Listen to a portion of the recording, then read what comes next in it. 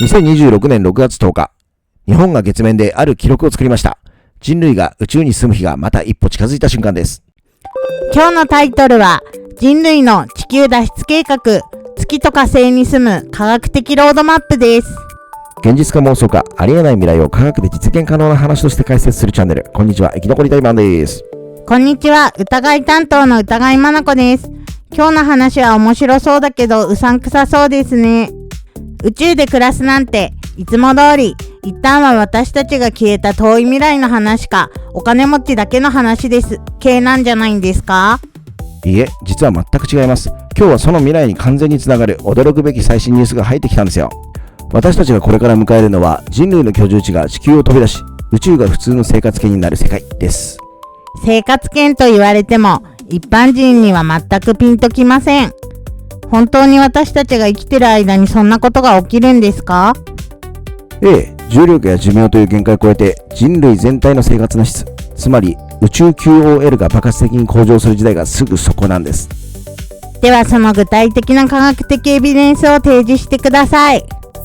第1章、月面で証明された自立という可能性。お任せください。まずは2026年6月18日、JAXA が発表した非常に熱い最新の成果からお話します。JAXA の発表ですか。2026年6月18日ということはまさに最新のニュースですね。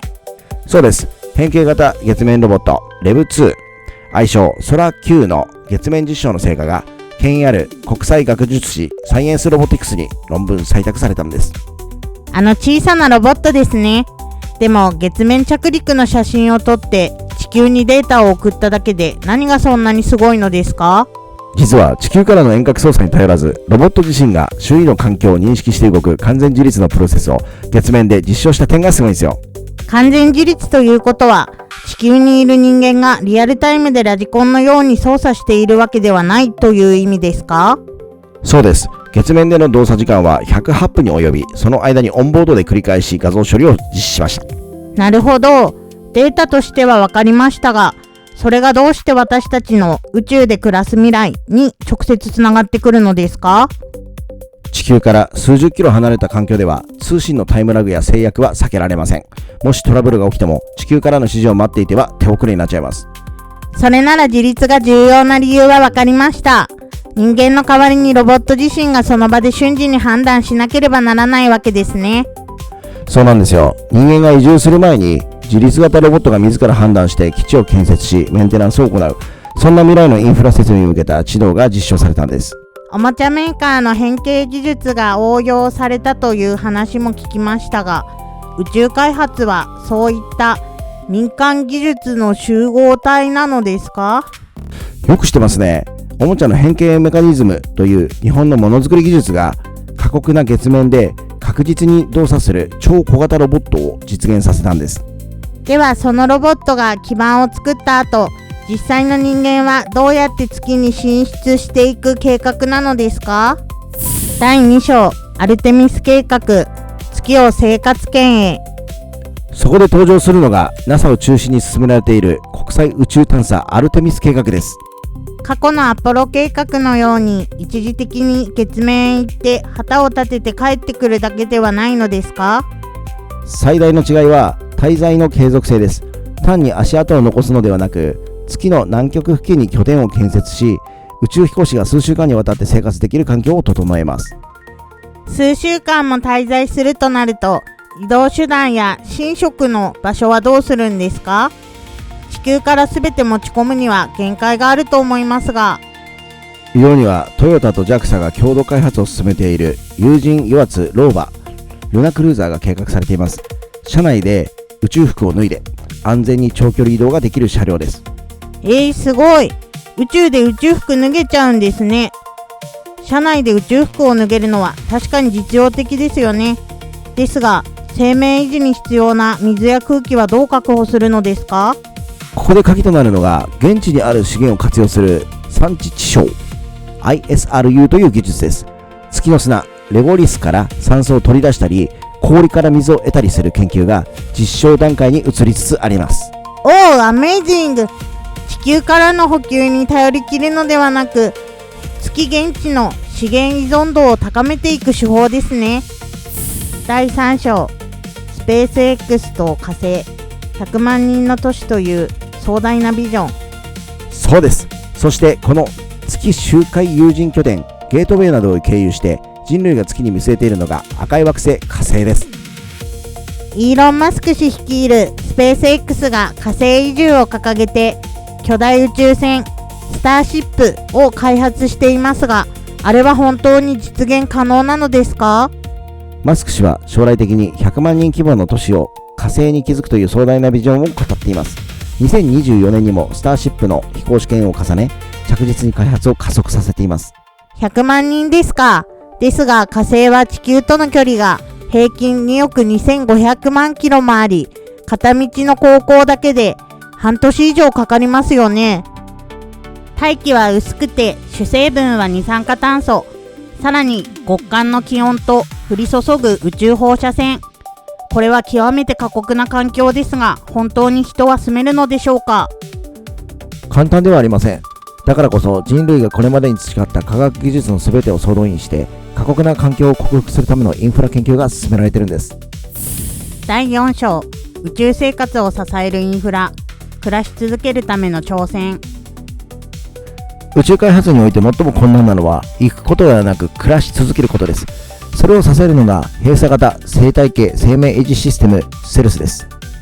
具体的にはどんなアプローチを取られているのですか？まずは水と空気の完全循環です。排泄物や汗を浄化して飲料水に戻し、二酸化炭素から酸素を再生します。さらに土を使わない水耕栽培による宇宙農業の研究も進んでいます。新鮮な野菜を現地で栽培できれば栄養面とメンタルヘルスの両方に効果があるという研究データは出ているのですか？出てます。そしてこうした宇宙での極限の節水技術や高度な農業システムは地球の砂漠化地域や食料問題を解決する鍵にもなるんですよ。では宇宙技術の地球応用が重要な研究テーマになっているということですね。しかしここで現実的な疑問があります。それらの最先端技術や宇宙移住の枠組みは結局一部の大富豪や富裕層に独占されるのではないのですか？毎回この話になっちゃうんですけどね。一般人が置いてかれるのではないかという不安や社会的な格差の問題ですね。そうです。一般の労働者が莫大な費用を払えるとは思えませんし、医療格差や利権、保険制度の適用外といった問題はどう解決するつもりなのですか？確かに初期段階におけるコストや富裕層独占のリスク、巨大企業の支配力、倫理問題など国内外では強く懸念され議論されているんですよ。だからこそ技術自体は進めつつ、民間参入によるコストの破壊や国際的な法規制、利権独占防止のルール作りが同時に進められているんです。では私たちは単に夢の技術を眺めるだけでなく、それが公平に社会へ届くかという現実的な課題も注目していかなければなりませんね。そうですね。ではここからは私たちが具体的にどのような時間軸で宇宙へ進出していくのか、みんな好きですよね。未来のロードマップをシミュレーションしてみましょう。時間軸によって実現の確率はどう変わるのですか？まず2030年から2035年は高確率な未来です。アルテミス計画の進展により月面基地での数週間単位の有人滞在や研究者による定期的な往来が常態化しているでしょう。この段階ではまだ一般人が気軽に行けるわけではなく、専門の宇宙飛行士や研究者が中心というわけですね。次は結構先ですけど、2035年から2045年、これは中確率の未来です。火星への有人探査船が初めて到達し、初期の自律型ロボット軍による無人建設プラントが稼働し始める段階です。火星への最初の一歩がこの辺りですね。民間宇宙旅行のコストはこの時期に一般人へ近づくのですか？今は民間の宇宙旅行は数千万から億単位ですが、この時期には量産効果や技術成熟により徐々に価格が下がっていくと予測されています。数百万円ぐらいだったらローンとかでどうにかなるんですけどね。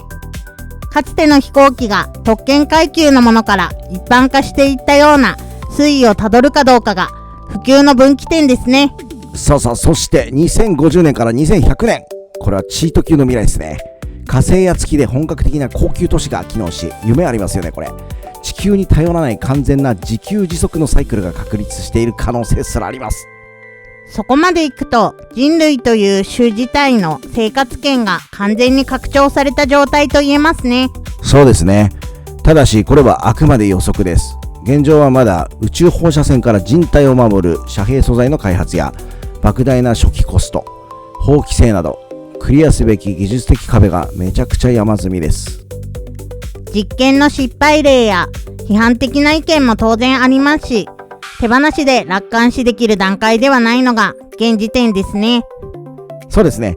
例えば現地での緊急手術に対応するための AI 自動遠隔医療システムなど一つ一つの課題に対して世界中の研究機関がアプローチを続けている段階です。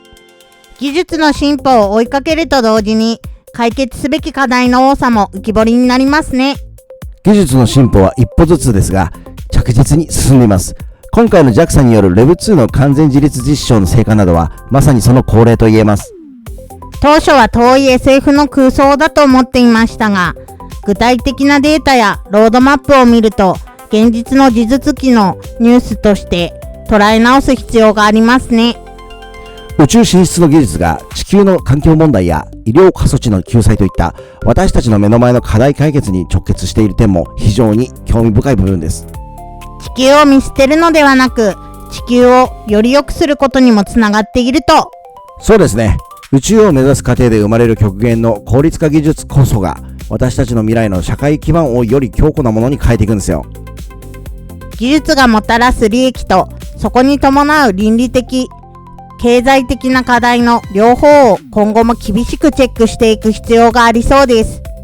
その鋭い視点こそがこのチャンネルには不可欠です。視聴者の皆さんも今回の月面自立ロボットのニュースや宇宙移住についてどう感じたかぜひコメント欄でわちゃわちゃしちゃってください。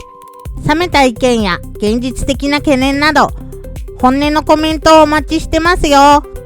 未来はまだ決まってません。しかし今日人類はまた一歩確実に進みました。私たちはこれからもその最前線の動向を追い続けていきますよ。それでは今日の解説はここまでといたしましょう。最後までお付き合いいただきありがとうございました。それでは皆さん、未来の世界で一緒に絶対に生き残れ。皆さんはどう思いますか？この未来希望だと思いますか？それともまだ現実味はない？コメント欄でぜひ皆さんの考えを教えてください。内容が面白いと思ってくれた方は高評価、チャンネル登録してくれると嬉しいです。次回も一緒に未来を疑いながら楽しみましょう。それではまた次回の動画でお会いしましょう。